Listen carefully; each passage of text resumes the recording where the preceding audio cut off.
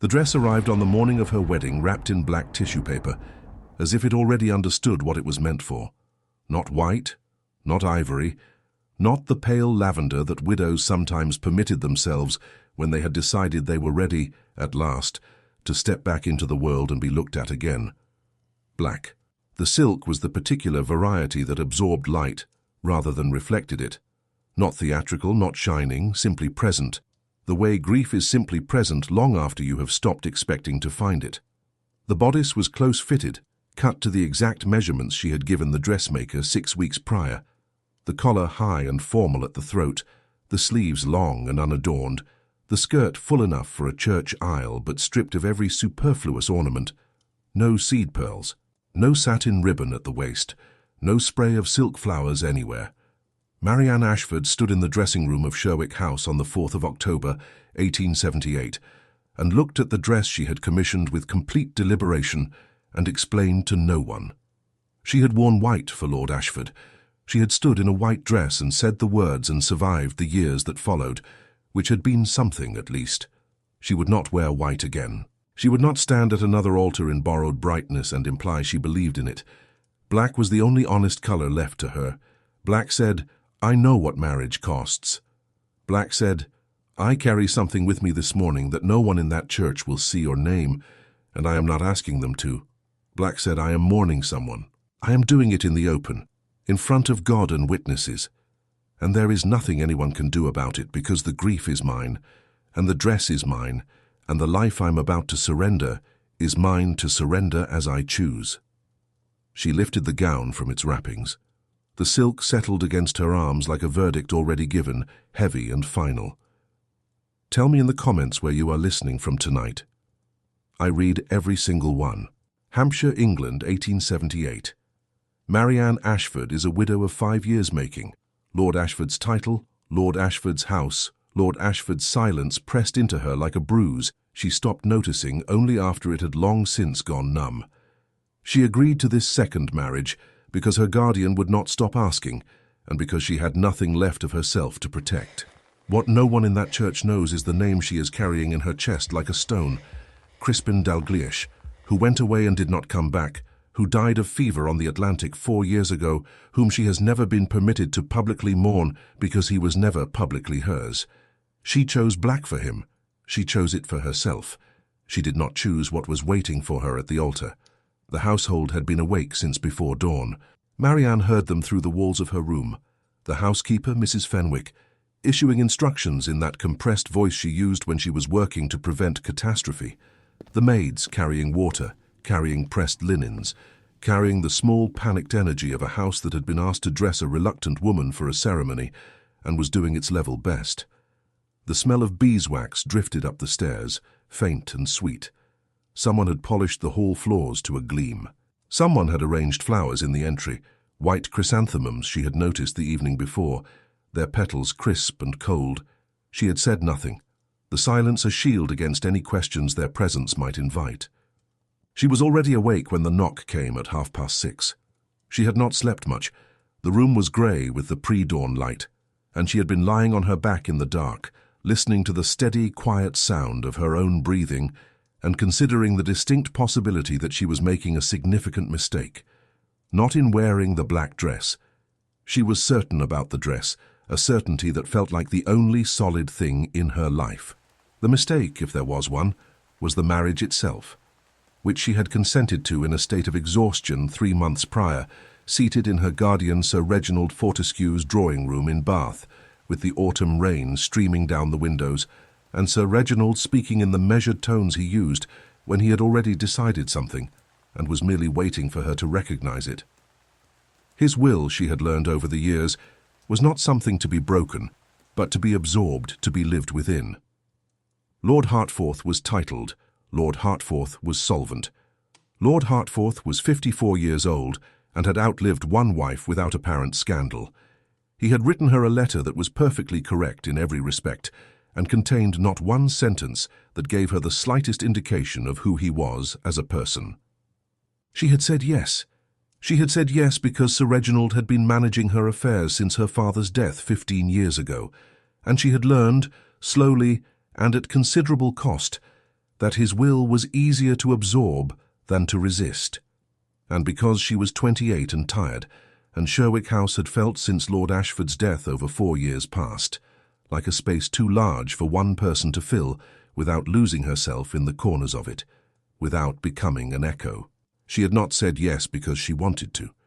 The maid who entered at 6:30 was a young woman named Polly, who had dressed Marianne for 11 months and knew better than to ask unnecessary questions. She set the tray on the table by the window, tea, toast, and a small dish of conserve that Marianne would not touch, and began laying out the undergarments without comment. Only when she reached the dress, lifting it carefully from the armoire where Marianne had hung it the night before, did she pause. A pause that lasted almost long enough to become an opinion, a silent query hanging in the air. Marianne sat up in bed. The morning light was thin and milky through the curtains. Outside, a blackbird was working through its entire repertoire of autumn complaints, a sound both mournful and insistent. Polly laid the dress across the chair. She smoothed the skirt with one careful hand, her movements precise. She said nothing. She was, Marianne thought, a woman of considerable discipline, or perhaps simply one who knew when silence was the better part of discretion. Marianne drank her tea. It was too hot, scalding against her tongue. She drank it anyway, the warmth a small, temporary anchor. She had thought about what people would say. She had thought about it at some length, and arrived at the conclusion that she did not, in any measurable way, mind. She was a widow. Widows wore black. The fact that her mourning was somewhat delayed and somewhat misdirected and entirely impossible to explain to anyone in that church, including the man she was marrying, was her business and no one else's. She would not be questioned. She would not account for herself. What she had not thought about, or had thought about only in the vague and unconvincing way one thinks about things one intends to set firmly aside, was whether the dress would be enough, whether wearing it would actually do what she needed it to do, give the part of her that was still grieving somewhere to put itself, somewhere formal, somewhere that acknowledged, yes, this loss is real, yes, I carry it, yes, it has weight. Crispin Dalglish had been dead for 4 years, and she had mourned him privately, in pieces in the middle of the night, in the 3 minutes between waking and rising that were the only minutes she had ever allowed herself to feel the full size of it, the crushing, inescapable truth of his absence. He had been a surgeon's son. He had read everything. He had argued with her about the proper purpose of education in a way that no one before or since had ever bothered to do, because everyone else in her life had assumed the question was settled, closed, already decided. He had laughed. A real laugh, not the careful social version, but a sound that broke free and honest, at a story she told him once about a horse and a hat and a very unfortunate afternoon in Kensington Gardens. He had looked at her as though she were someone worth looking at, someone worth truly seeing, which was a thing she had not experienced before him and had not experienced after. She had been 22. Her father had been dying, his presence fading like an old photograph. Sir Reginald had been planning her future, sketching it out in precise, unyielding lines. She had told Crispin nothing of what she felt, because the gap between what was possible and what she felt was too large to bridge in words, and she had hoped, in a way she later recognized as one of the most expensive hopes of her life, bought with years of quiet longing, that there would be more time. There was not more time. She pulled on her stockings, her petticoat, her stays. Polly laced her without comment, her fingers deft and strong. The dress went on last, silk sliding over her shoulders, a cool, dark caress. The collar settled high at her throat, a formal barrier. The row of small black buttons running up the back of the bodice each required its own moment of careful attention, each fastening a small, deliberate act of preparation. In the mirror, she looked like a woman attending a funeral. That was, she supposed, exactly right. Polly dressed her hair without being asked to speak, her movements efficient, and Marianne was grateful for it. The quiet felt like a mercy. The style she had requested was simple by the standards of the season. She wore her dark hair swept back from her face in a smooth chignon, low at the nape of her neck, pinned securely with 4 plain jet-tipped pins. No flowers, no ribbon, no ornament beyond a pair of small jet earrings that had belonged to her mother, and which she wore always on the occasions that required her to be brave, to gather herself into a semblance of strength. The mirror showed her a woman who looked older than 28, the lines around her eyes, the set of her mouth. She thought this was probably accurate, a true reflection of the years etched onto her. She had not touched the toast. The thought of food churned in her stomach. Mrs. Fenwick appeared at the door at 8 o'clock, correctly attired and incorrectly expressioned, wearing the face of a woman who had something to say and was calculating the precise cost of saying it aloud. She was 53 years old and had managed the household at Sherwick for 4 years, and she had, in Marianne's observation, opinions about nearly everything. On this occasion, she confined herself to asking whether the Viscountess required a carriage at 9:30 or 10 o'clock. 9:30, Marianne said, her voice steady. Mrs. Fenwick's eyes moved involuntarily to the black silk of the dress. They moved back, a flicker of surprise and then rigid control. 9:30, she confirmed, and withdrew, the door closing softly behind her. Marianne turned to the window. The morning had shifted while she was being dressed. The milky grey had given way to a pale, thin October sun that illuminated the grounds of Sherwick without warming them. The elm trees along the far wall had gone gold at the edges, a fragile beauty. A groom was crossing the stable yard below at a purposeful walk, his breath pluming in the cold air. Near the kitchen garden, 2 starlings were disputing something loudly and without resolution, their calls sharp and insistent. It was, she thought, a perfectly ordinary morning, which was the most difficult thing about it. The world continued, oblivious, while her own world was poised on a precipice. She had chosen the black dress not to make a scene. She wished she could explain this, though she was not going to try. The dress was not defiance, or rather it was, but not the sort that wanted an audience, not the kind that craved a public spectacle. It was the private variety of defiance, the kind you perform for your own benefit, for the quiet satisfaction of your own truth, because the alternative is to stand at an altar in white lace and feel the particular cold horror of a lie you are telling with your entire body, a lie that would suffocate you from the inside out. She had done that once. She had been very skilled at it. The first marriage, Lord Ashford, the ceremony at St. James's Piccadilly, 100 guests, none of whom were people she loved particularly, had required her to perform a happiness she did not possess. She had performed it with considerable skill because she was her father's daughter, and her father had believed that the appearance of things was a moral obligation, a duty to uphold. She had smiled at the wedding breakfast. She had received the gifts. She had said, in response to many comments about how lovely she looked, that she was very happy, and had produced the particular quality of expression that made this believable, even to herself, for a fleeting moment.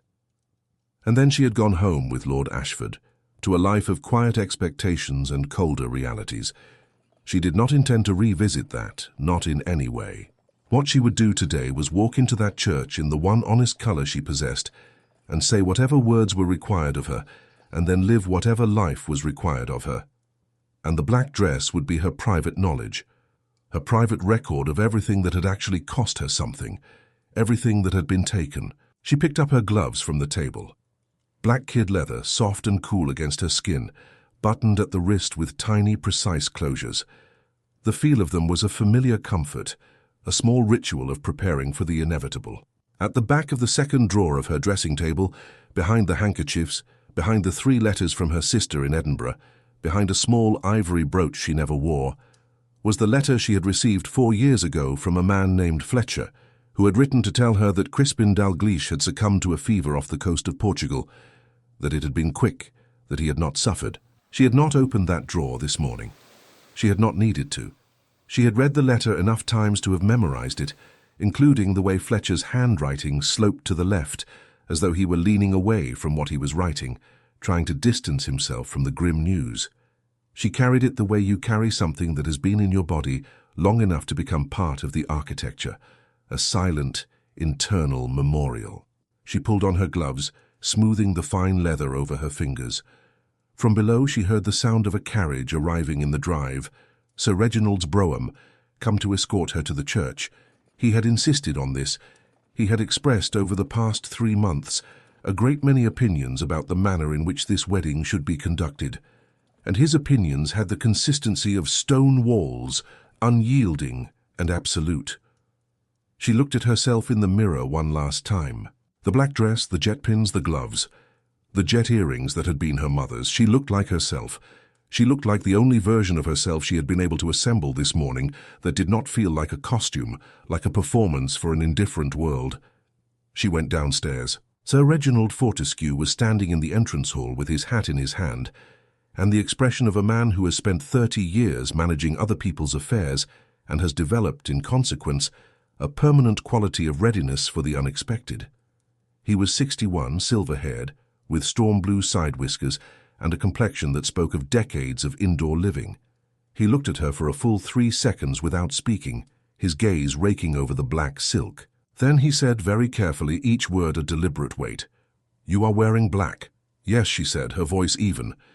The pause that followed was long enough to hold a great many things unspoken, a silent battle of wills.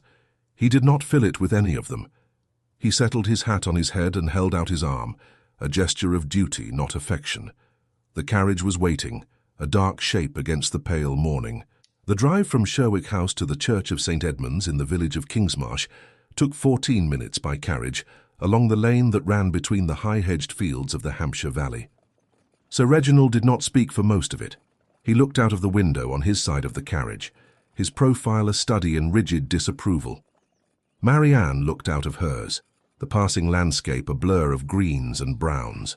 The hedges were full of rose hips, bright red against the fading leaves and dying blackberries, their thorny vines tangled and dark. A crow sat on a fence post and watched them pass with the detached interest of something that expected nothing good from the proceedings, its black eyes beady and unblinking.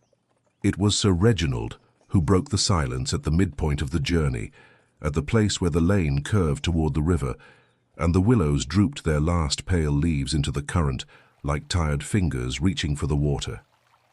He said, "People will ask." Marianne said, "Let them." He adjusted his hat, a precise, almost nervous gesture. He said in the tone he had been using with her since she was 13 years old and had said something inconvenient, something that had disrupted his carefully constructed order, "Marianne."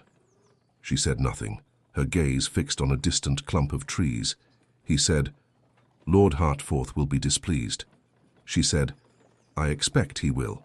He said, "This is not—" He paused, selected his words with the care of a man choosing artillery, each one a potential weapon. "This is not what was agreed."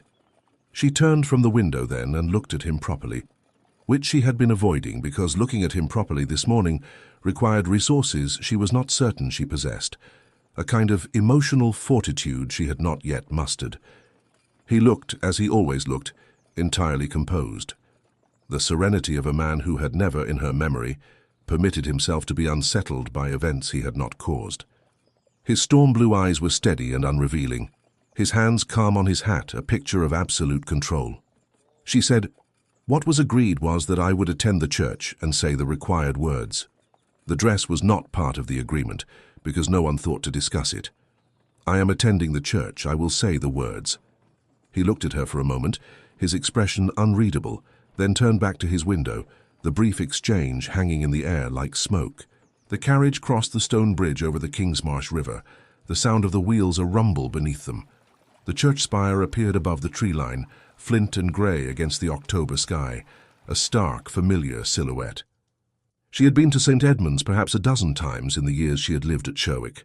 Christmas services, the occasional funeral, twice for the memorial service held each autumn for the men of the parish who had not come back from one war or another. The church was small by county standards, the interior cool and slightly damp, the pews worn smooth by generations of the obligatory and the faithful alike. It held at capacity perhaps 80 persons, and on the 4th of October 1878 it was likely to hold somewhere between 50 and 60 because the marriage of a widowed viscountess to an agreeable baron was not the social spectacle it might once have been, and Sir Reginald had elected to keep the guest list manageable to avoid unnecessary fuss. The carriage drew to a stop before the lich gate, the crunch of gravel beneath the wheels surprisingly loud. She could see through the iron gate that there were people in the churchyard. She recognized Lady Alderton by her hat, a flamboyant plume of feathers, and Colonel Hastings standing slightly apart from his wife in the way he always stood, a subtle declaration of independence. She saw the flutter of attention as the carriage arrived, the small adjustments in posture, the turning of faces, a ripple of expectation.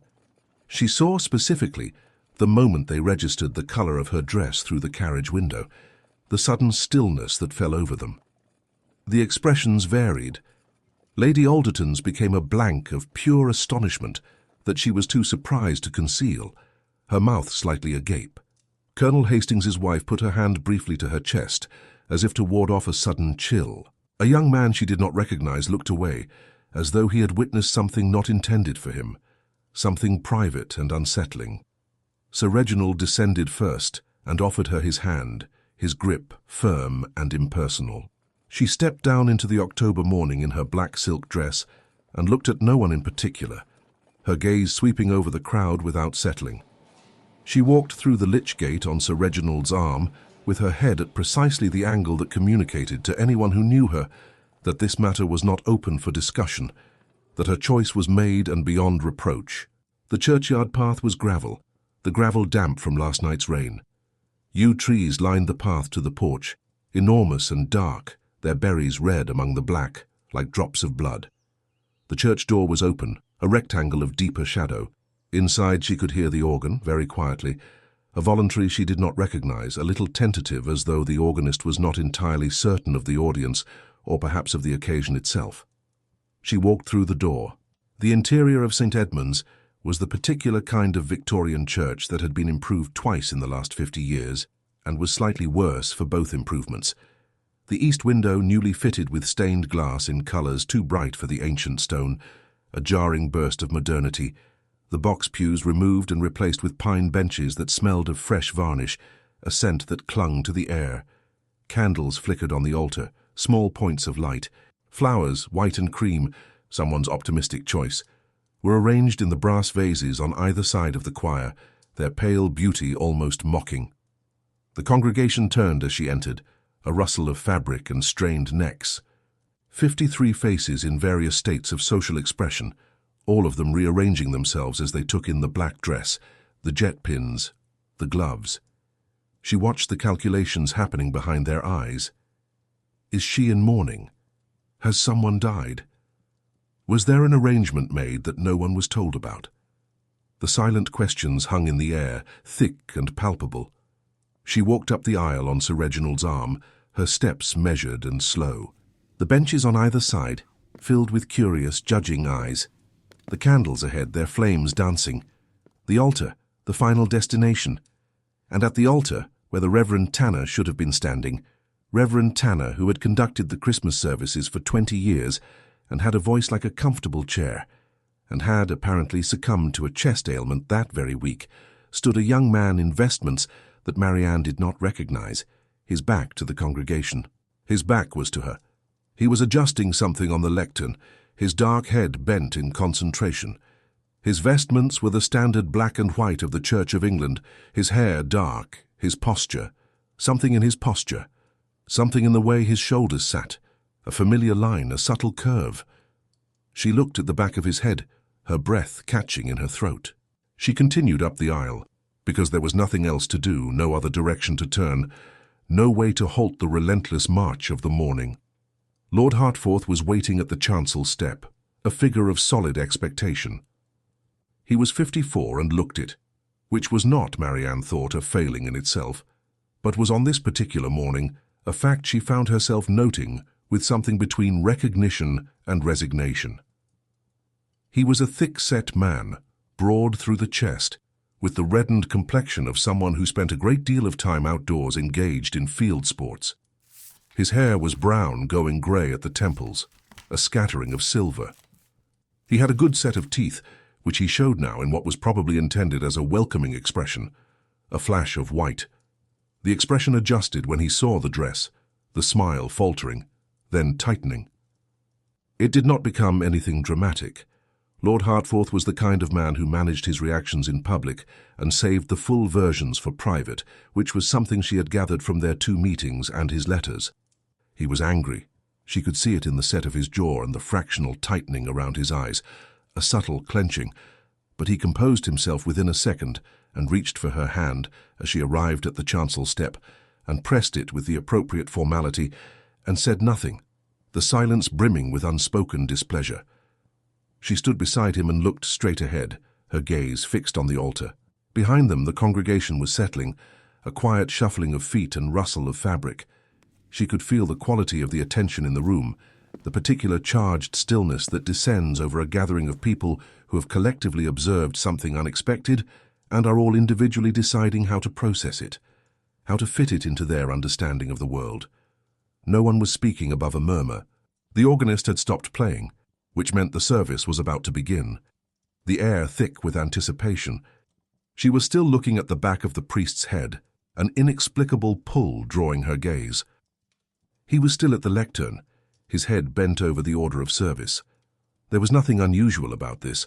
The clergy often spent these final moments reviewing the text, and yet she could not stop looking. Something about the angle of his neck, the width of his shoulders narrower than Lord Hertford's, the kind of build that spoke of a person who moved a great deal and ate enough, but never very much, a lean strength. The dark hair, cut short but not fashionably so, a practical style. Something about the way his right hand, she could see it against the white of the lectern cloth, rested flat, not gripping, not fidgeting, but still in the way of someone who had learned stillness from necessity rather than from disposition, a quiet discipline. She did not know why she was noticing this, why every detail resonated with a strange familiarity. She turned her eyes to the east window. The stained glass was, as she had always found it, too bright, too recently modern, slightly at war with the ancient stone around it, a discordant note. A scene of the Annunciation, the angel's robe in an aggressive shade of blue that had no business being in a 12th century nave, a colour that shouted rather than sang. She heard the footsteps of the congregation settling behind her. Lady Alderton, the Hastings couple. Sir Reginald had placed himself in the front right pew, from which position he could observe everything and communicate displeasure via micro-expression to anyone who needed it.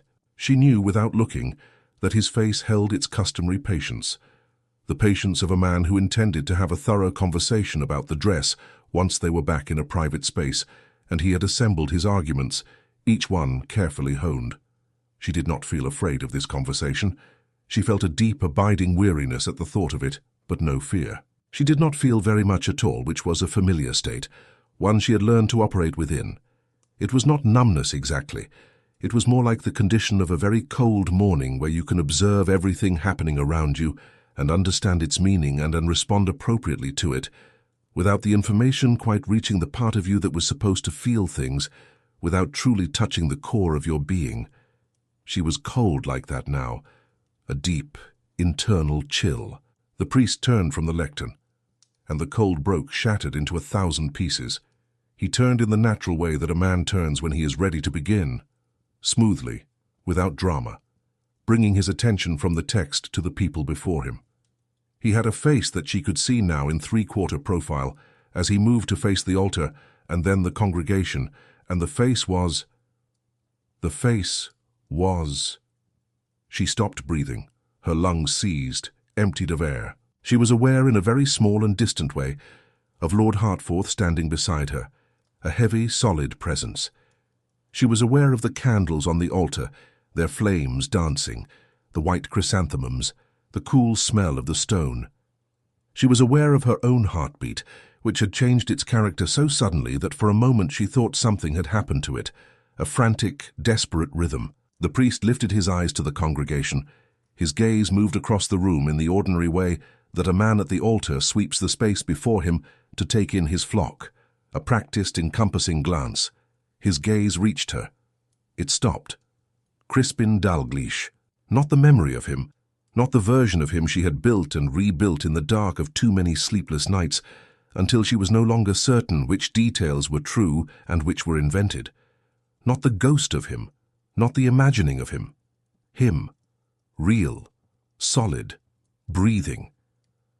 The face she had last seen on a July afternoon in 1873, at a garden party in Kensington, over the rim of a teacup, when she had been about to say something she never said, and the moment passed, and she never found another one.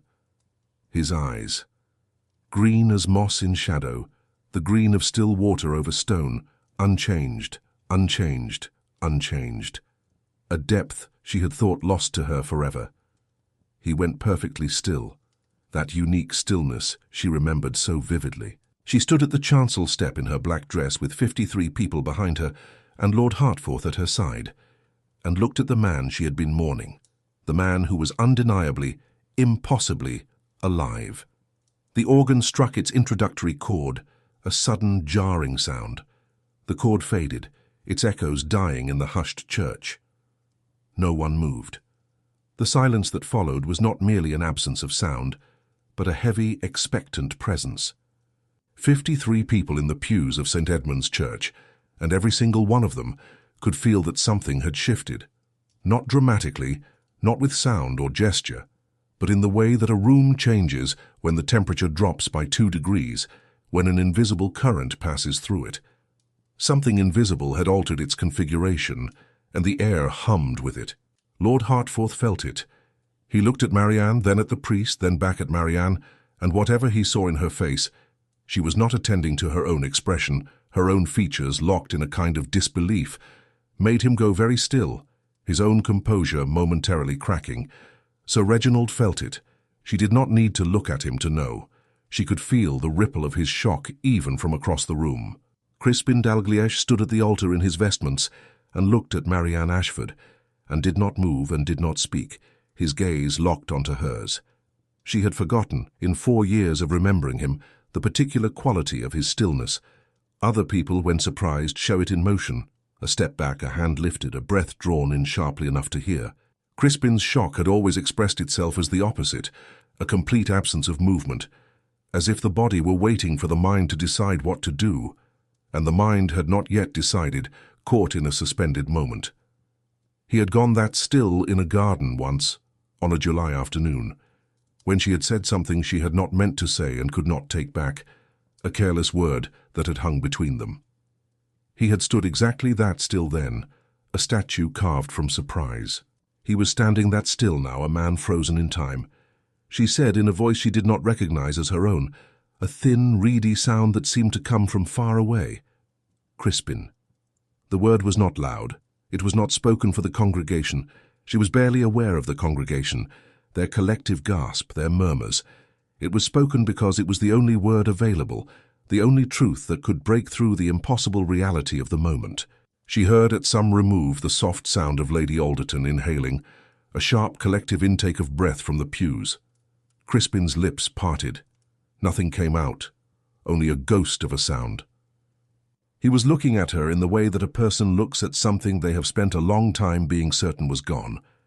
The specific look of someone whose certainties are being systematically revoked, whose world is tilting on its axis, and who has not yet caught up with the pace of the revoking, the sheer impossibility of it. Lord Hertford said in a tone he was working to keep level, a tight, strained sound. "Do you know this man?" She did not answer him. She could not. Her entire being was focused on Crispin, on the impossible truth of his presence. Crispin looked at her face first, the face he would know anywhere, etched with years she hadn't known he'd remember, and then, with a different quality of attention, at the dress, the black silk, the jet pins, the mourning gloves, and something in his expression moved then. Not a single emotion, but a sequence of them, arriving faster than she could name them individually. Confusion first, a furrow between his brows, then comprehension, partial, dawning slowly. Then something that cracked the composure he had been wearing the way ice cracks in the first week of thaw, sudden and total and impossible to stop once it has started, a raw, visible grief. She had worn black for him. He was understanding that, the silent declaration of her heart. She watched him understand it, the truth settling on him like a heavy cloak. 47 seconds passed. She counted them in some separate clinical part of herself, a desperate attempt to anchor herself in reality, before he found his voice, a sound that seemed to scrape against his throat. He said to the congregation, his voice carrying clearly despite its quietness, "I must ask for your indulgence." He said it quietly, in the voice she recognized, lower than it had been, she thought, roughened at the edges by time and use and whatever else the years had given him. But the quality of it was unchanged, the quality of giving his full attention to the thing he was saying, the quality of meaning it. He said, "I need a moment. I must speak privately with the Viscountess." Lord Hertford said, "What in the—" and stopped himself, biting back the words, his face purpling with suppressed rage. Sir Reginald said nothing. His face had gone the colour of cold ash, his storm-blue eyes fixed and unseeing. Marianne took one step forward, then another. The aisle that had seemed perfectly ordinary 14 seconds ago was now a distance she was crossing with her whole body, with every year of the 4 years between them, with the weight of the letter from Mr. Fletcher, and the months of private grief and the black dress she had put on this morning, for reasons she had thought were only hers, but now, impossibly, were his too. She reached the altar rail, her hand trembling slightly. Crispin Dalglish reached out his hand, his fingers extending, hesitant. She took it, her own hand closing around his. His hand was warm and solid and real, and she felt the reality of it travel up her arm and into her chest like the first breath after drowning, a sudden overwhelming rush of life. He was alive. He was here. He was standing in a Hampshire church in an ill-fitting borrowed surplice, and she had thought he was dead for 4 years, and his hand was warm, so terribly, wonderfully warm. She did not cry. She had spent 4 years not crying, which had given her considerable practice, a deep-seated habit of restraint. The tears felt too large, too dangerous for this public space, for this impossible moment. She said very quietly, so that only he could hear, her voice a thin whisper, "You are not dead." He said with a roughness in his voice that she understood to be its own kind of weeping, a raw, choked sound. "No." She said, "I was told you were dead." He said, "I know. I should not have been."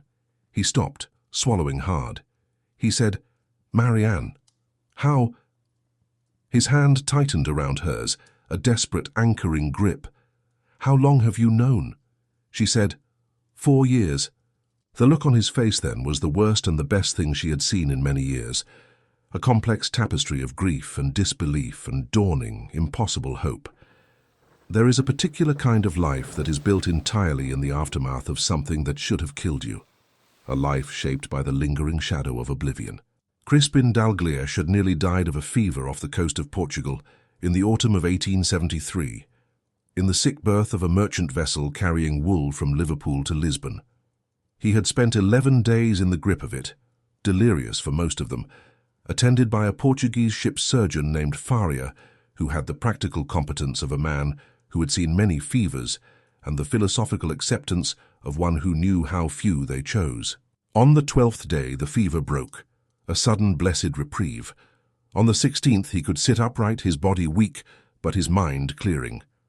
On the 21st, Faria told him he was alive, which Crispin had suspected, but not been entirely certain of, the words, "a quiet miracle." He had been carried off the ship at Lisbon and installed in a hospital run by an English charitable mission, where he spent the next 2 months recovering in a ward that smelled of carbolic and stone and candle smoke, a stark, sterile scent, and where he had a great deal of time to think, to piece together the fragments of his life. He thought about England, a distant, almost forgotten shore. He thought about his work. He had been travelling to take a position at a hospital in Cape Town, which position was presumably filled by now, his professional path irrevocably altered.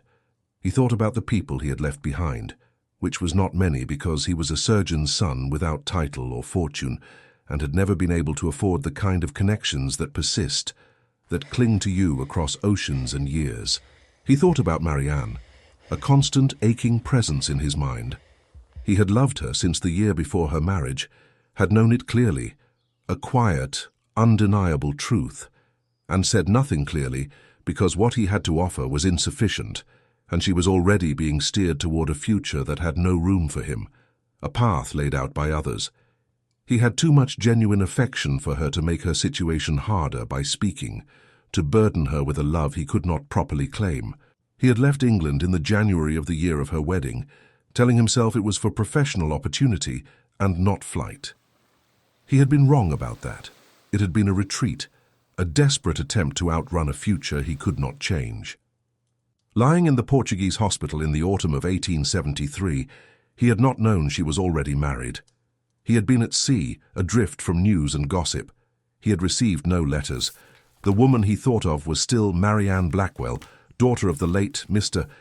Blackwell, ward of Sir Reginald Fortescue, 22 years old with dark hair and violet amethysta eyes, and opinions about the purpose of education that no one else in their acquaintance seemed to find interesting, a mind that sparkled with quiet fire. When he was well enough to make inquiries, a letter came from a friend in London, several weeks delayed. The letter informed him that Miss Blackwell had married Lord Ashford the previous spring. He had sat with that letter for a very long time, the words blurring before his eyes, the news a fresh wound on his still recovering spirit. He had not gone home.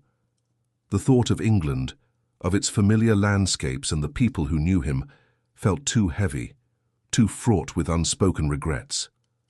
Instead, he had stayed in Lisbon, initially because travel was impossible, his body still too weak, and then because England felt too small and too full of things he had decided not to think about, a past he needed to outrun. He worked at the English Mission Hospital, his medical skills put to quiet, dedicated use. He learned Portuguese, the new sounds a welcome distraction. He read, devouring books with a hunger he hadn't known he possessed. He found in the discipline of the work and the discipline of the language, and the odd consolation of being entirely unknown to everyone around him, a kind of equilibrium, a quiet peace. And then a Franciscan friar named Brother Antonio had sat with him through the night when a patient died. A child, which was always the worst kind of losing, a pain that cut deep, and had said almost nothing, but had said it in a way that mattered, with a presence that transcended words, and something in Crispin had turned, slowly, toward a question he had not expected to find himself asking, a new direction for his life. He had returned to England 6 months after taking holy orders, his path now irrevocably altered. He had taken a small living in Dorset, a quiet parish nestled in the rolling hills. He had conducted services and visited the sick and presided at baptisms and funerals and the occasional wedding, and he had found, to his own surprise, that the work sustained him in ways that medicine had not quite managed, not because it was easier, but because it asked something of a different part of him, a deeper, more spiritual engagement. 3 days ago, the bishop's secretary had written to say that Reverend Tanner of St. Edmunds in Kingsmarsh was ill and could not conduct a service scheduled for the 4th of October, and would Mr. Dalgleish be willing to officiate. He had received no information about the nature of the service. He had assumed it was routine, a simple Sunday sermon or a small christening. He had not known whose wedding he was coming to conduct until he arrived at the church and the warden handed him the order of service, the names printed in stark black and white. He had stood in the vestry for 11 minutes, looking at the name on that paper, the world tilting on its axis, the past colliding with the present. Then he had put on his vestments and gone to the altar, because there was nothing else to do, no other choice that felt possible.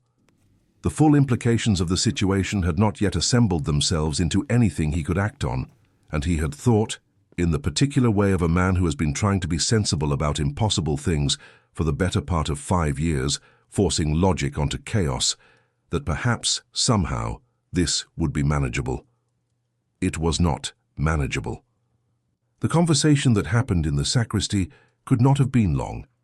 Marianne estimated it at perhaps 4 minutes in total, though time had become a less reliable instrument than usual, stretching and contracting with the intensity of the moment, and what was said in those 4 minutes was not in any rational sense sufficient to the weight of the situation, to the magnitude of the impossible truth that had just unfolded. But this is what was said. She said, "I received a letter from a man named Fletcher. He said you had died of fever off Portugal." Crispin said, "I nearly did." His voice was low, still rough with emotion. She said, "He was very specific. He said it had been quick." Crispin was quiet for a moment, his gaze distant, lost in memory. Then he said, "I don't know anyone named Fletcher." She heard this land, a cold, hard stone dropped into the quiet. let it settle. Said, someone wrote a letter in his name. He did not answer, his silence a heavy presence. She said, or someone paid someone to write a letter in his name. The implication hung between them, undeniable. The silence that followed had a shape to it, a growing understanding. She could see him understanding what she was understanding, that the letter from Fletcher had not been sent by chance or by a well-meaning stranger who happened to know her name and her connection to Crispin and where she lived, and that she would care about this particular death. The letter had been sent deliberately, constructed, placed in her hand at a moment when she was already isolated and grieving, and being steered toward Lord Ashford, and a future that required her heart to be empty, to be utterly devoid of hope. They had not yet spoken about Sir Reginald. They would. But first, there were other things, other truths to confront. Crispin said, "You were already married when I fell ill." "I thought—" He paused, the unspoken words heavy. "I thought I had lost you." She said, "I know what you thought." Her voice was soft but firm. He looked at her, his green eyes searching hers. He said, "You wore black today."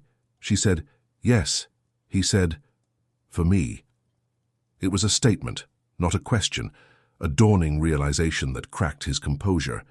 It was not a question. She answered it anyway. She said, "Yes." His jaw worked, a muscle twitching. He looked away at the plain stone wall of the sacristy, at the vestments hanging on their pegs, at the simple unadorned cross above the door.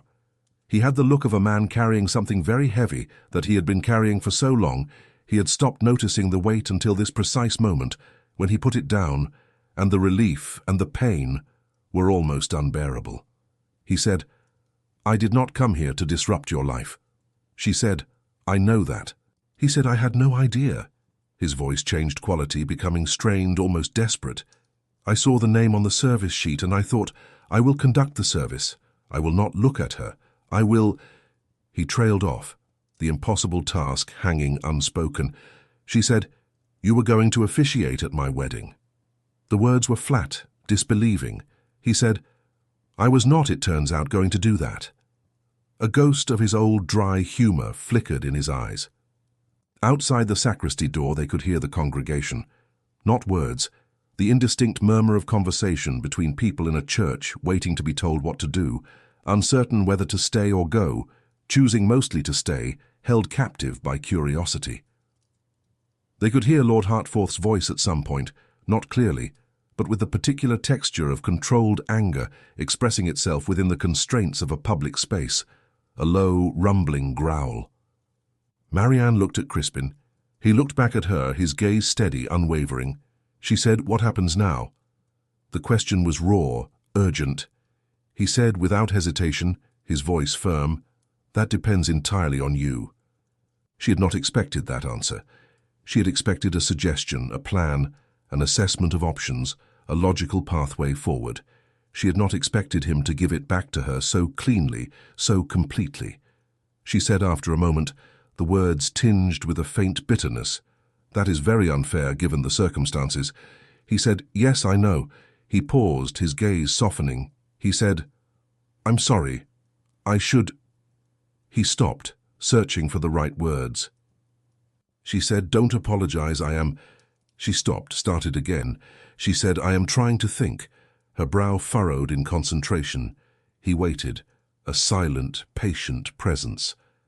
This was, she thought, one of the things she had kept from the years before, the particular quality of his waiting.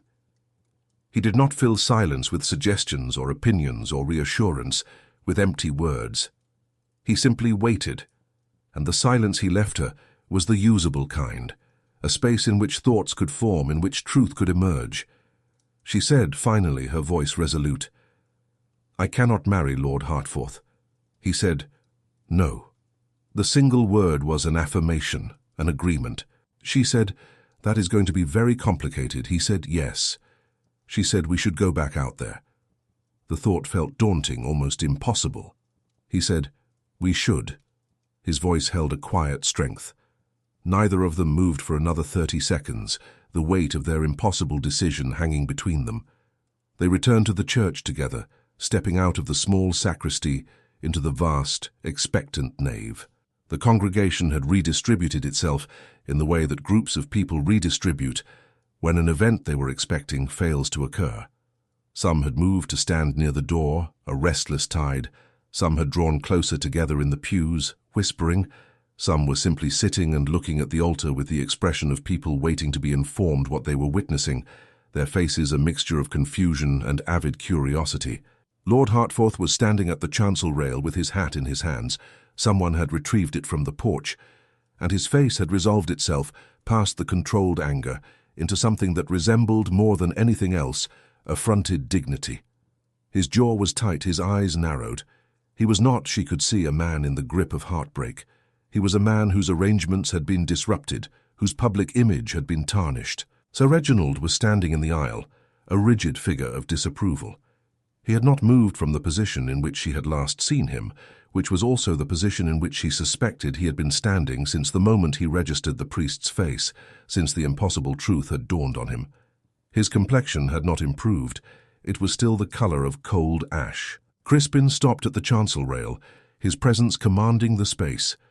He said to the room at large, clearly and without theatrical excess, his voice resonating through the stone nave, "I must apologize to those gathered here. I am unable to conduct this service." He said it in the tone of a man who has thought through what he is doing and chosen it without equivocation, with absolute certainty. He said, "I must ask you to afford the Viscountess and the relevant parties the privacy to address the circumstances. I am sorry for the disruption." The silence that followed contained a great number of opinions held simultaneously, a buzzing, unspoken cacophony of judgment and speculation. Lady Alderton rose, her plume of feathers bobbing. "If there is anything," she began, her voice tentative. Marianne said, "Thank you, Lady Alderton. There is not." She said it gently, but with a quiet finality that brooked no argument. It took approximately 9 minutes for the congregation to exit the church. They did so with varying degrees of reluctance and curiosity, some lingering in the porch, straining to hear, most moving into the churchyard where the October morning had produced a wan and watery sunshine that lit the yew trees from the side and made the rose-hips glow copper, a brief fleeting beauty. When the church was empty, the echoing silence a sudden, profound shift. Those who remained were Marianne, Crispin, Lord Hertford, and Sir Reginald. The organist had also remained, at the back of the nave near the instrument, apparently unable to determine whether she was required. She was a small elderly woman with the expression of someone who had played organ at many weddings and had never previously been involved in anything like this, her face a mask of bewildered fascination. Marianne said, "You can go, Mrs. Haynes." Mrs. Haynes went, her footsteps a soft shuffle down the aisle. The door closed behind her with a definitive thud. Lord Hertford said, his voice tight with suppressed fury, "Would someone explain to me what is happening?" Marianne said, her voice clear and unwavering, "This man is Crispin Dalgleish. I was told he was dead." Lord Hertford looked at Crispin, his eyes narrowed. He said, "And is he?" The question was laced with disbelief. Crispin said, with a dryness that was very familiar to Marianne, a subtle twist of his lips. "Not as far as I am aware." Lord Hertford turned to Sir Reginald, his gaze burning. He said, "Reginald."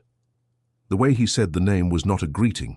It was an accusation compressed into a single syllable, a dagger pointed directly at his guardian. Sir Reginald said nothing for a moment. His composure, which was considerable, and which she had relied on and resented in equal measure for 15 years, held for those few seconds.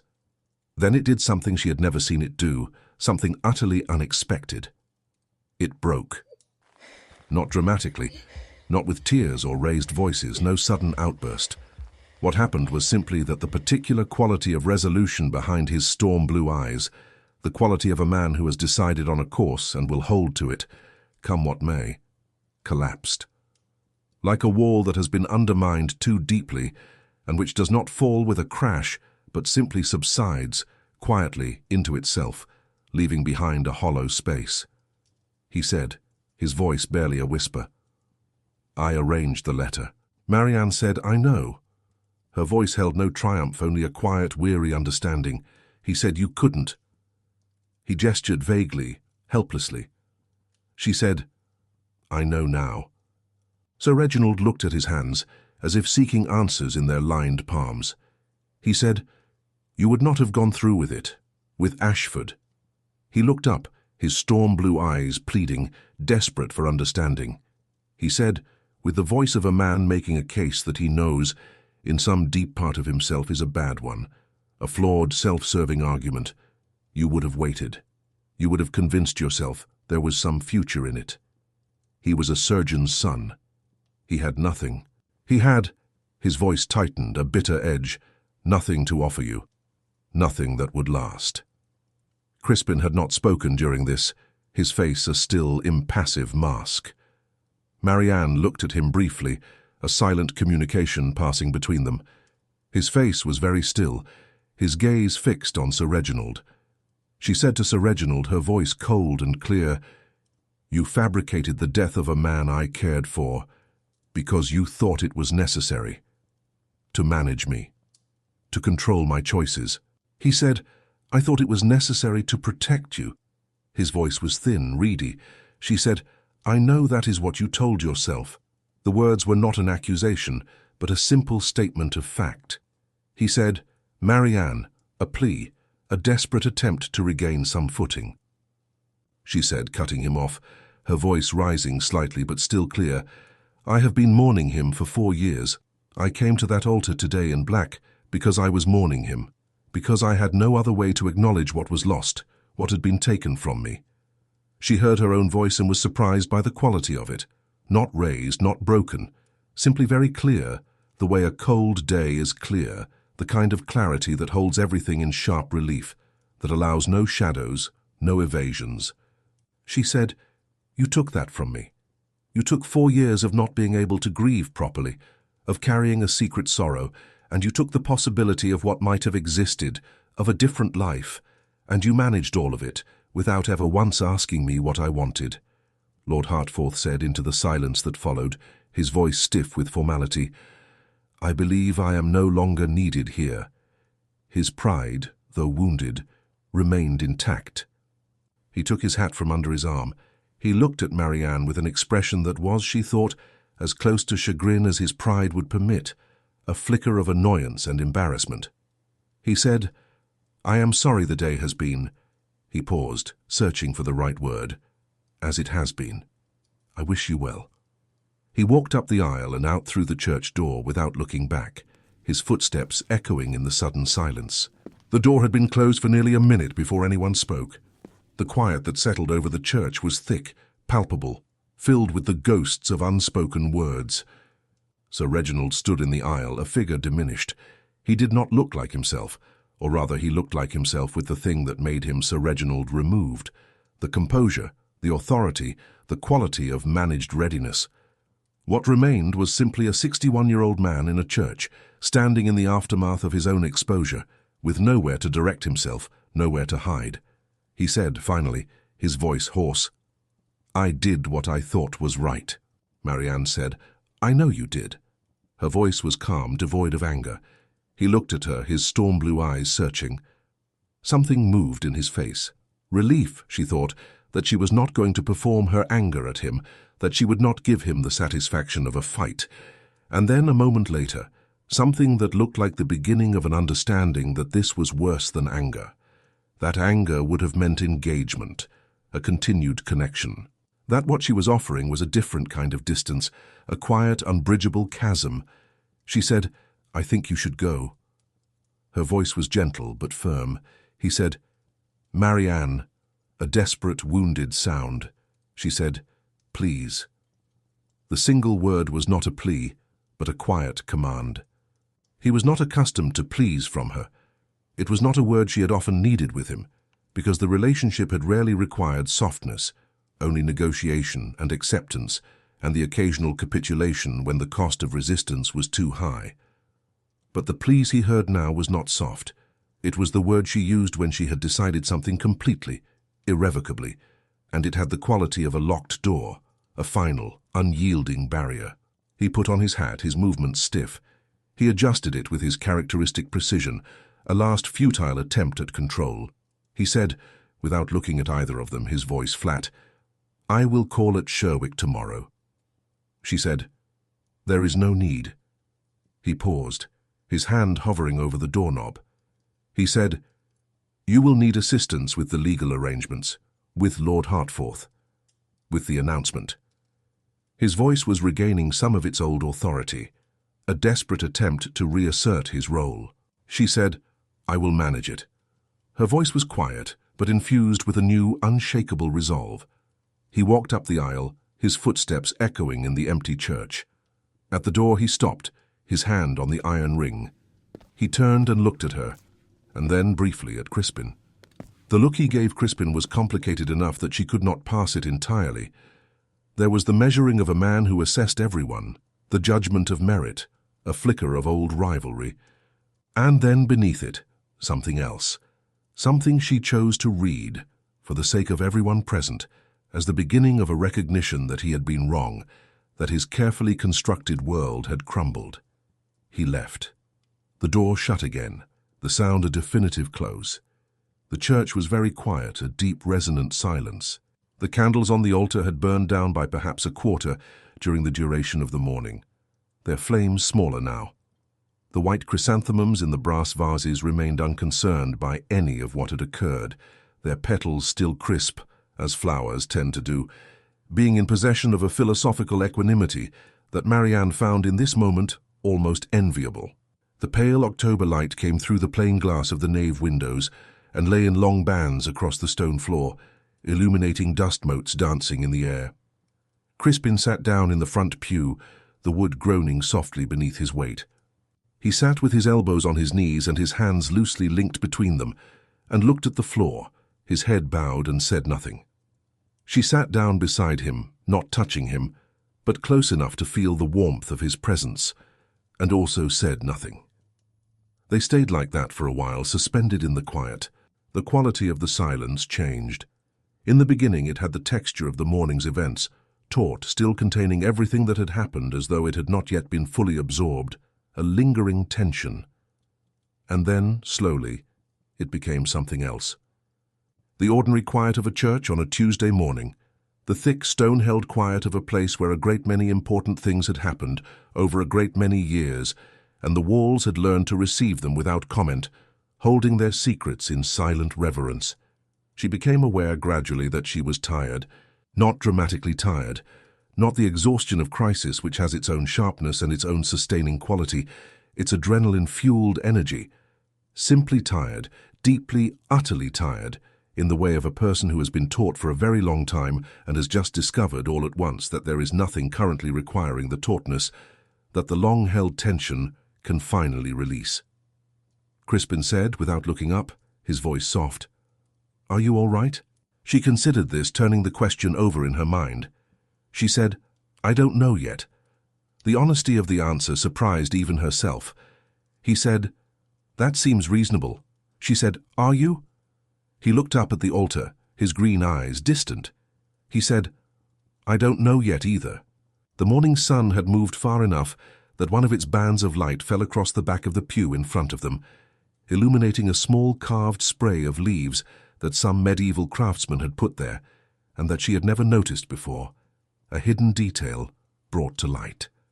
The leaves were oak, she thought, though the carving was worn enough to make it uncertain, blurred by centuries of touch. Someone had put them there 600 years ago or more, a silent testament to enduring presence, and no one had removed them. She said, "The church garden was quiet when I came in, through the gate at the back of the churchyard." He said, "I noticed." She said, "I think I would like to be outside, to feel the open air." He looked at her, his green eyes meeting hers. He said, "Yes." He stood, his movements unhurried. He held out his hand. She took it for the second time that morning, her fingers intertwining with his, a quiet, comforting connection. Outside, the October light was thin and real, and the yew berries were still red, and the grass of the churchyard was damp underfoot, and all of it was simply uncomplicated, present. No ceremony, no congregation, no vestments, just his hand warm around hers. the particular ordinary miracle of a morning that had been impossible and had happened anyway, leaving behind a fragile, undeniable hope. The garden at the back of St. Edmund's was narrow and somewhat neglected in the way of places that are tended out of obligation rather than love. The grass clipped but not manicured, the borders weeded but not planted, a stone bench under an old yew whose roots had long since made it permanently damp to sit on. A late-season rose climbed the south wall of the church, the last blossom still holding on in the sheltered warmth of the stone. Pale yellow, slightly blown, the delicate petals beginning to thin and curl at the edges.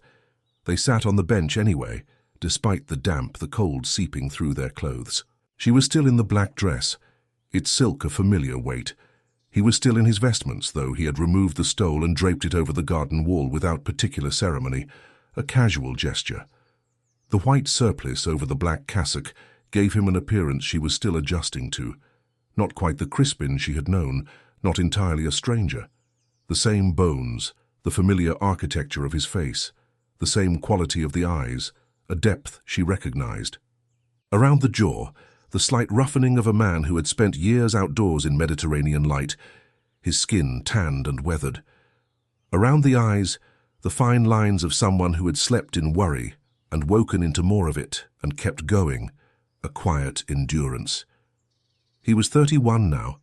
She had been so careful not to count, not to mark the passage of time in his absence. She said, "How long have you been back in England?" He said, 14 months. His voice was calm, steady.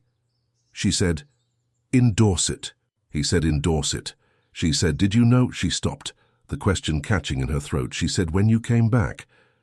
"Did you know about Lord Ashford, that he had died?" He said, "Not immediately. A colleague told me eventually, a casual mention." He said the Viscountess Ashford was a widow. She said, "And?" she prompted, needing to hear his thoughts. He said with a care she could hear in the pauses, in the measured cadence of his words, "And I told myself it was none of my business, that you had moved on, that 5 years was enough to—" He stopped, the unspoken words hanging in the air. Said, "I was not certain you would want to be found. I thought I would only complicate things further." She looked at the last rose on the wall, its petals the yellow of very old parchment, fragile and worn. She said, "I would have wanted to be found." The words were quiet, but resolute. He said nothing, only tightened his grip on the stone bench. She said, "I wore that dress for you, not to make a statement, not to shock anyone. I wore it because you were the one thing I had lost that I had never been permitted to mourn out loud, never allowed to acknowledge publicly, and today felt like—" She paused, searching for the right words. She said, "It felt like the last chance. Before another marriage, before another life lived in the wrong direction, a path I felt compelled to follow." He turned toward her, his full attention focused on her. She could feel his attention without looking at him, the full focused quality of it that she had not experienced in 5 years, and that she had not, she realized now, found in anything else in the interim, a singular, undeniable connection. He said, "I nearly didn't come in this morning." She said, "To the church?" He said, "When I read the name on the order of service, in the vestry, I stood in there for 11 minutes considering whether I could simply send word that I was unavailable, request another replacement. The temptation had been immense." She said, "Why didn't you?" He said very simply, his green eyes direct, "Because I wanted to see you." He said, "I told myself I wanted to see that you were all right, that you had arrived at something good, something peaceful." He paused. He said, "I do not think that was all I wanted." His voice was rough with honesty. The rose petals moved faintly in the October air, a delicate dance. Somewhere in the yew above them, a robin began to sing, the autumn song, the territorial one, thin and precise and slightly melancholy in the way of all October sounds, a gentle, persistent melody. She said, "You're a minister." The fact still felt surreal. He said, "A minister. Church of England." He said, his gaze unwavering, "We can marry." The directness of this startled a brief laugh out of her, not the social variety, the careful, polite sound, but the real kind, sharp and surprised. a sound she had not made in too long. She said, "That is not, I was not." She trailed off, flustered. He said, "I know. I said it too directly. I'm sorry." She said, "Don't apologize. She stopped, gathering her thoughts.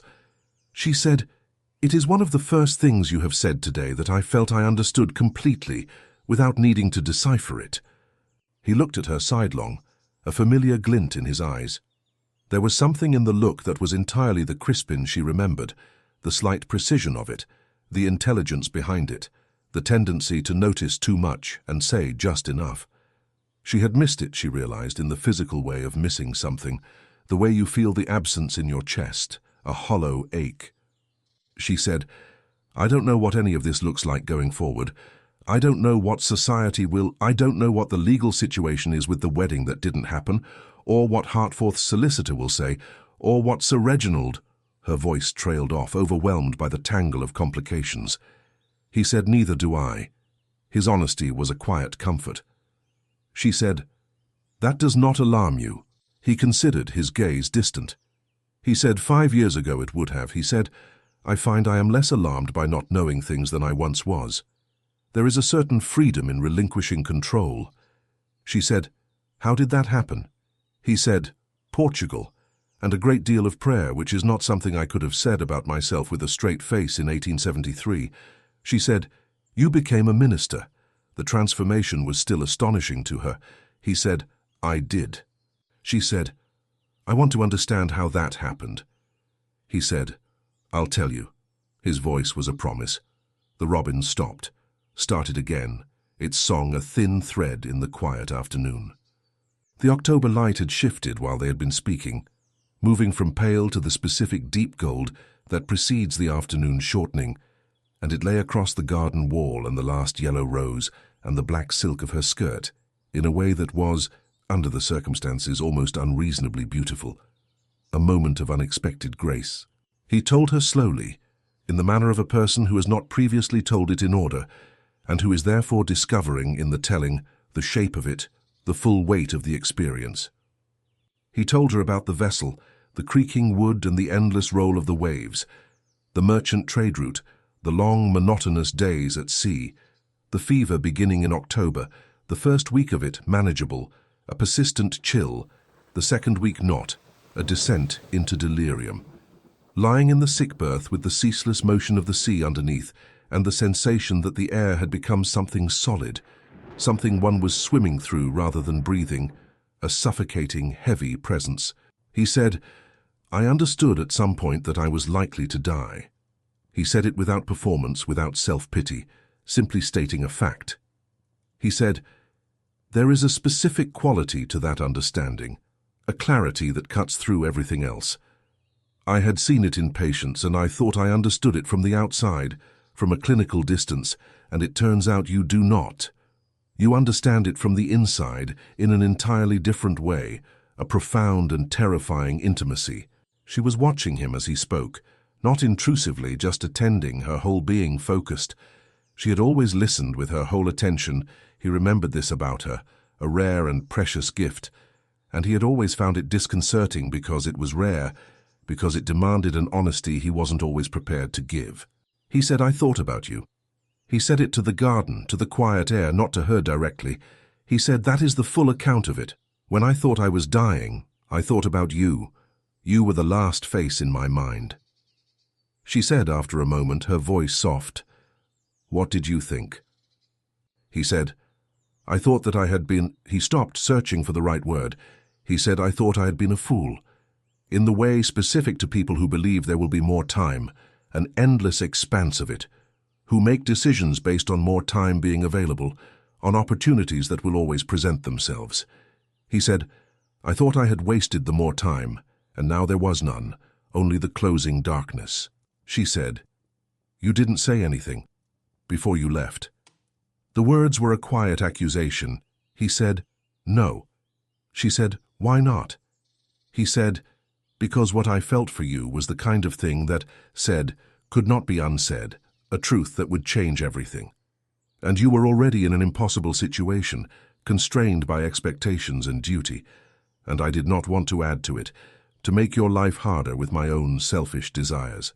She said, I was in an impossible situation because no one in that situation thought to ask me what I wanted. Her voice was quiet but firm, a clear statement of her own long-held grievance. He said, I know. He said, I was 26 and afraid, and I thought silence was the more honorable choice, the path of least harm. She said it wasn't. He said no. I have had 5 years to arrive at that conclusion. I have arrived at it quite fully, with no illusions left. The garden was quiet around them. The robin had gone somewhere else with its complaints, leaving only the rustle of leaves. He continued, Farrier kept me alive. He said it with the simple gratitude of someone who has properly understood this, who knows the depth of the debt. He said he had no particular reason to work as hard as he did, except that he was that kind of man. The kind who simply does the work in front of him with the same effort, regardless of the size of the audience, regardless of recognition or reward. She said, he sounds like you. He looked at her, a faint smile touching his lips. He said, he was nothing like me. He was 63 years old, and he had seen more loss than I will in my entire life, and he remained, throughout it all, inexplicably. He stopped, searching for the precise word. He said, rooted. That is the right word. Grounded in something unshakable. She said, is that what you were looking for? In the orders. He said, not looking. It found me. He paused, his gaze distant. He said, there was a friar named Antonio who sat with me through the night when a child died. He spoke very little English, and I spoke very little of his dialect, and what we communicated was mostly presence. He said, I had never understood before that moment that presence was sufficient, that it could be the whole of what is required, the most profound offering one could make. She said, that changed you. He said, it moved something that had been fixed, that I thought was immutable. He turned to look at her, his green eyes serious. He said, I do not expect you to understand this fully. It is the sort of thing that requires you to have been in the room, to have lived through it. She said, I think I understand it better than you expect. Her voice was quiet, but confident. He said, why? She said, because I have spent 5 years discovering what presence means in its absence, what it means to have that anchor removed. He held that for a moment, letting the truth of her words settle between them. He said, tell me. She had not told this to anyone. There was no one to tell it to. The circle of people who knew about Crispin was vanishingly small, and those who did know had not known the full extent of it, because she had not permitted anyone the full extent of it. You do not hand a grief that large to people who might use it to manage you, to manipulate your choices. She had learned that, slowly and painfully. She said, I didn't know you had gone until you were already gone. The words were a quiet, aching truth. He said, I left in January, of 73. She said, I knew by February.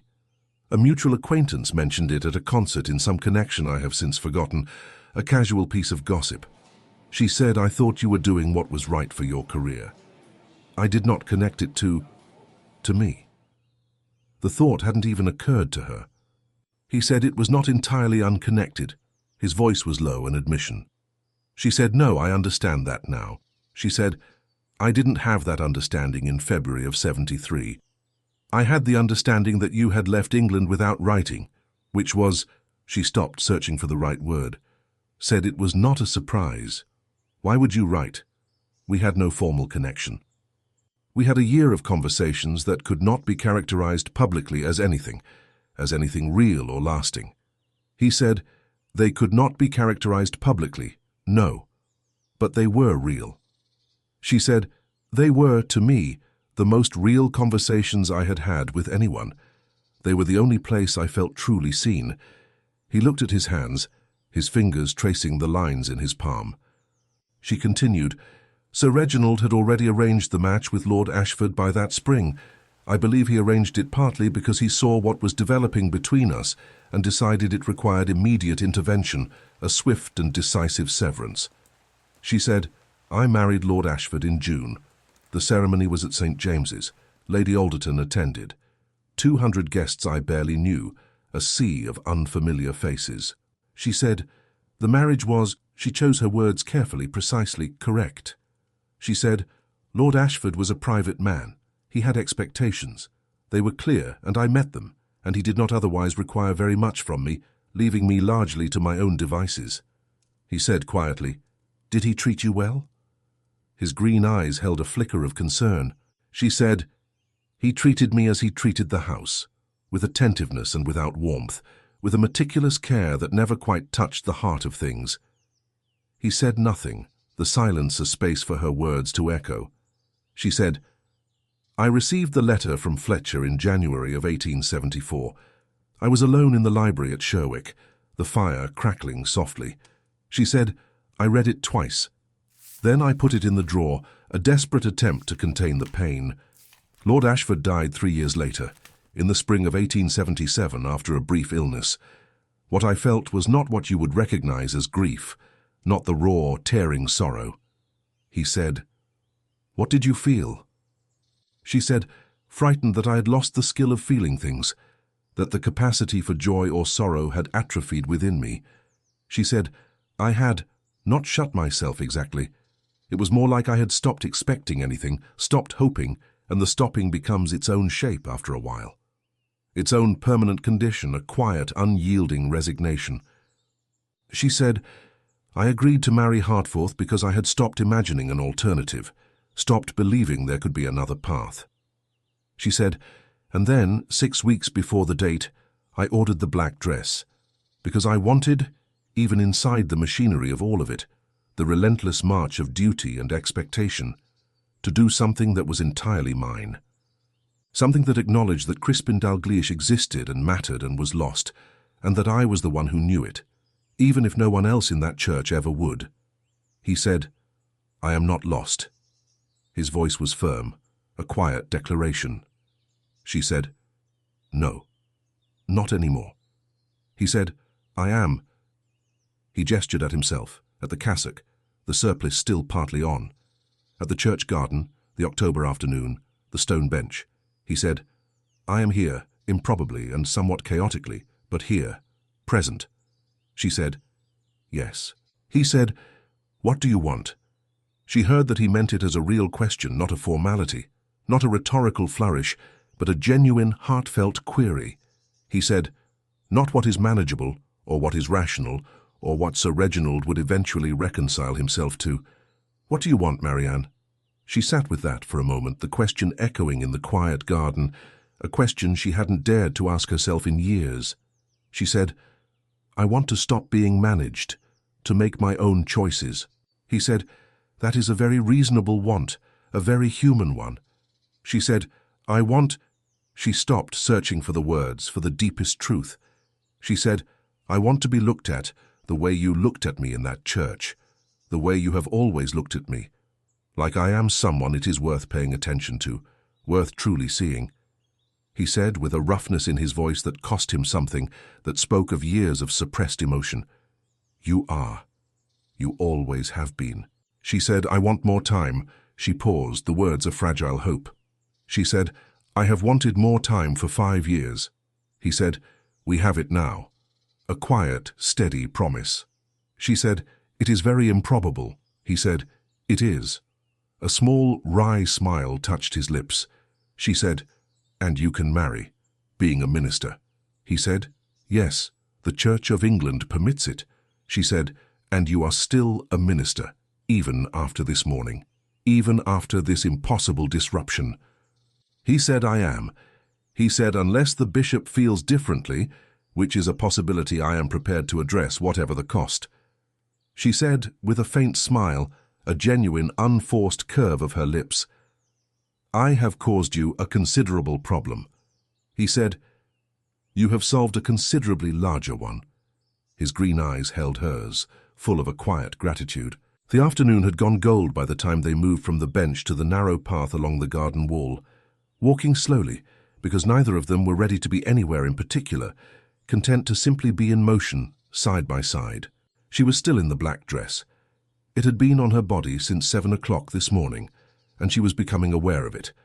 The slight weight of the silk, the structured boning of the bodice, the way the skirt moved against the damp grass of the path with a soft rustle. It no longer felt, as it had felt at 7 this morning, like a statement, a declaration of defiance. It felt now like clothing, like something she was wearing on a particular afternoon in October, with a person she was grateful was alive, a quiet, intimate companion. He was looking at it. She noticed him looking, his gaze thoughtful. She said, "You are thinking about the dress." He said, "I am thinking about the dress, yes." She said, "Say whatever you are going to say." Her voice was tinged with curiosity. He said, "I was thinking about what it meant to put it on, about the choice of it, the courage it took." She said, "I wanted to mourn you honestly, in a space where honesty was otherwise impossible, utterly forbidden." He said, "And now? What does it mean now?" She said, "I don't know what it means now." She said, "I don't know what to do with the mourning when the person is not actually dead." The paradox was bewildering. He considered, his brow furrowed in thought. He said, "Maybe that is not the right question." She said, "What is the right question?" He said, "What do you want the dress to mean? What new meaning can you give it?" She looked down at the black silk, at the rich, light-absorbing fabric, at the small jet buttons at her wrist, cool against her skin, at the skirt moving against the dying autumn grass, a whisper of sound. She said, "I wore it because I thought, even if no one ever knew, even if it was a secret kept only by me, I wanted there to be a record, somewhere, that he was real and that it mattered, and that something was lost." He said, "He was real." A quiet affirmation. She said, "You were real." A correction, a firm statement of truth. He said, "And it mattered." She said, "Enormously. More than anything." He said, "Something was lost." She said, 5 years, 5 years of absence, of unspoken words." He said, after a moment, his voice soft, "That is a true account." He said, "What if the dress can be a record of that, and of something else as well?" She said, "Such as?" He said, "The day you chose not to perform anything, the day you walked into a room in the most honest color you had and refused to pretend, refused to be anything but yourself." He said, "That is also a true account of this morning, perhaps the more important one, the beginning of a new truth." She turned toward him. He had stopped walking, his hand resting lightly on the garden wall. They were standing at the corner of the garden, where the late rose made its last effort against the south wall, the pale yellow petals just beginning to scatter onto the path in the gentle October breeze. His face was in the afternoon light, the particular warm, flat light of an October afternoon that has nothing to prove, simply exists, clear and unburdened. He said, "Keep the dress." She said, "I intend to." He said, "But not because it is mourning." She said, "What is it then?" She asked, genuinely curious, open to his interpretation. He said, "It is the day you were honest." He said, "In 5 years I have come to believe that honesty is the hardest thing to perform in a room full of people with expectations, with judgments." He said, "You did it this morning in black silk at the altar of a church with 53 witnesses, and it was—" He stopped, searching for the right word.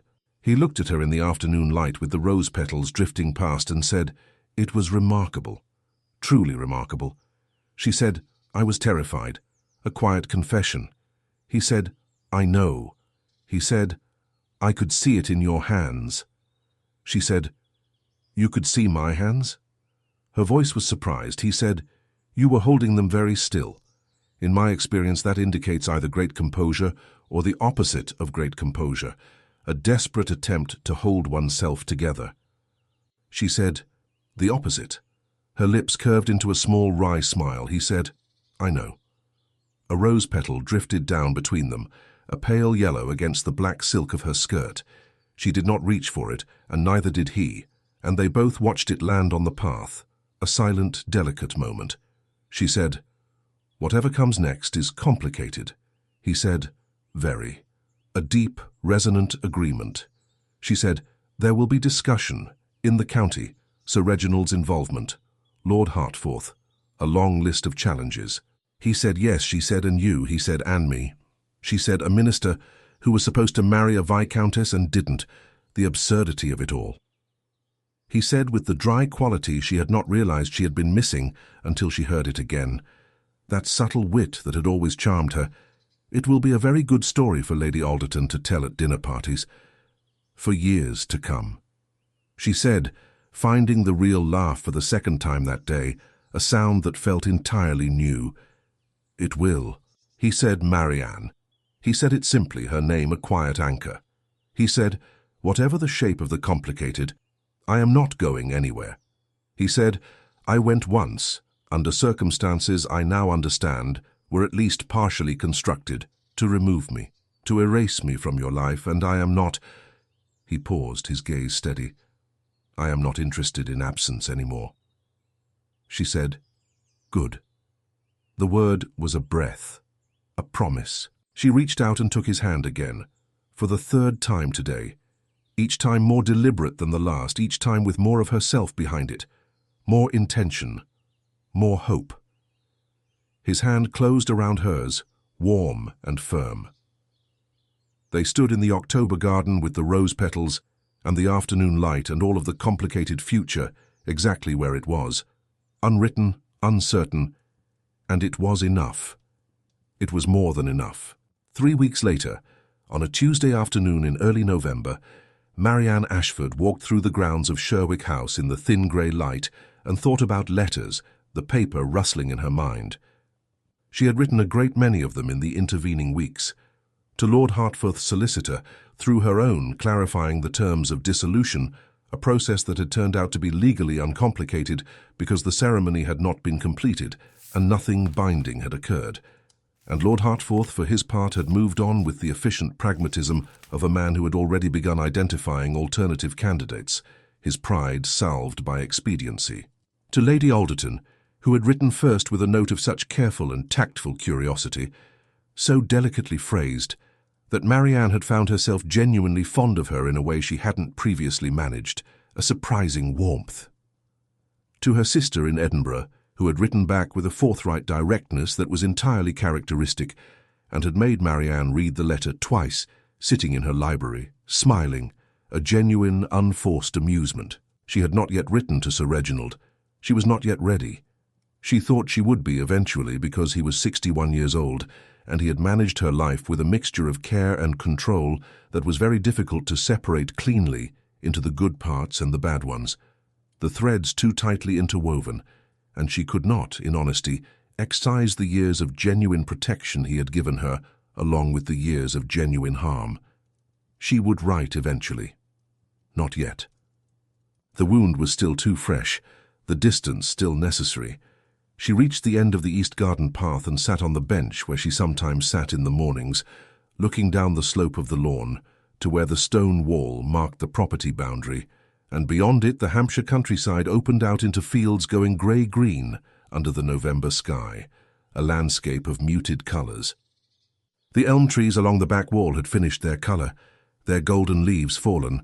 The leaves were mostly down, lying in pale yellow drifts along the wall's base, a soft carpet. The blackbirds had moved on from the kitchen garden, their autumn complaints silenced. It was cold enough that she could see her own breath, small clouds appearing and disappearing in the still air, ephemeral and delicate. She thought, "I am not afraid." The thought was a quiet revelation.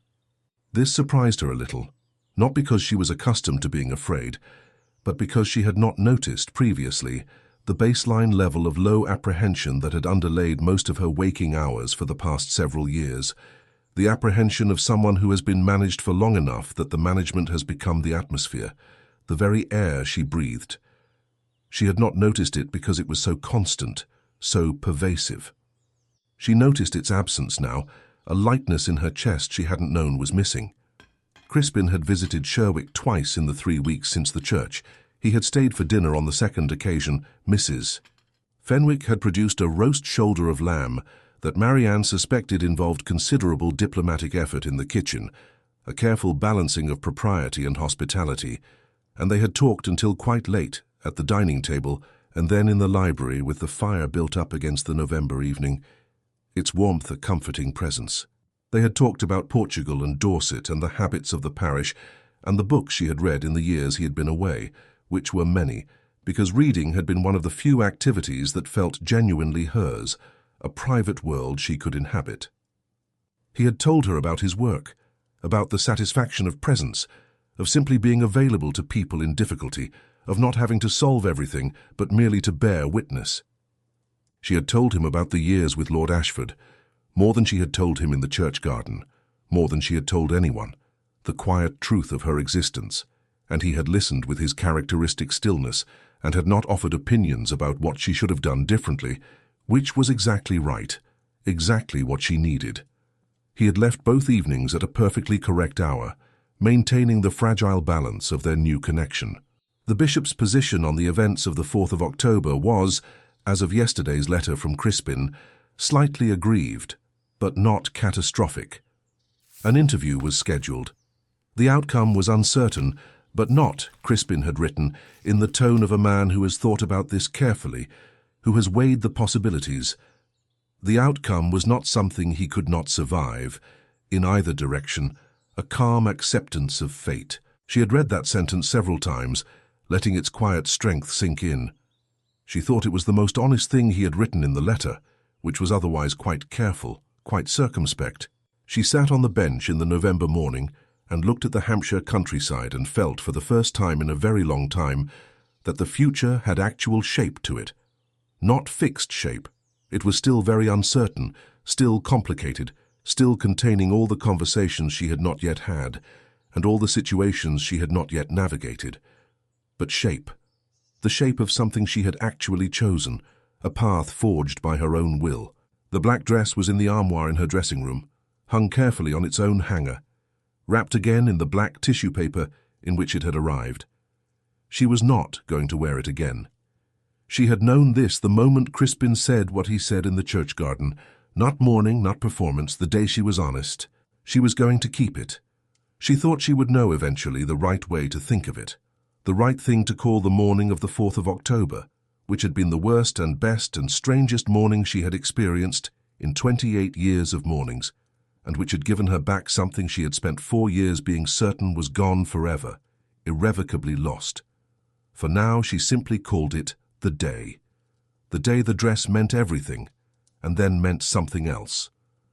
The day the priest spoke and the ceremony ended, and the truth finally had somewhere to go, somewhere to breathe. The blackbird returned to the kitchen garden. She could hear it, beginning its recitation in the bare branches of the old apple tree, a persistent, hopeful song, and she turned her face up to the November sky, which was grey and real and completely, unequivocally hers. Every Duchess has a story the world forgot to ask about.